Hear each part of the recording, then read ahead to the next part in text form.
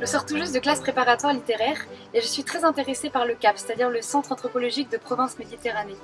Ayant une formation d'ingénieur, je suis particulièrement intéressé par le cursus proposé au Centre anthropologique de Provence-Méditerranée parce que j'ai une vraie soif d'un approfondissement de cette formation que j'ai reçue, une formation qui est déconnectée de l'humain et de la culture. Les enseignements du CAP seront ancrés dans la philosophie et dans l'histoire. Ce cursus offre une formation solide avec une véritable découverte de l'homme dans sa globalité à travers des cours d'histoire de la philosophie, des cours de littérature chrétienne, des cours d'histoire des arts ou encore des cours d'histoire du christianisme, c'est-à-dire l'histoire de notre civilisation.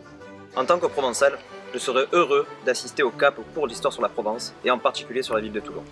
Mais je serais également heureux de faire vivre nos traditions en étant initié aux danses provençales. Les enseignements sont à la fois généraux et chrétiens et permettent une véritable recherche métaphysique, nous amenant à nous poser de grandes questions existentielles telles que qui sommes-nous ou encore d'où venons-nous. Alors, ces grandes questions de société sont bien évidemment les questions de la fin de vie, avec l'éthique humaine et la bioéthique, l'écologie, et puis par exemple aussi le transhumanisme, qui prétend évidemment que les capacités de l'homme sont quasiment infinies. Ce module de bioéthique que je donnerai au Centre anthropologique de Provence a été conçu intégralement par les professionnels de la Fondation Jérôme Lejeune.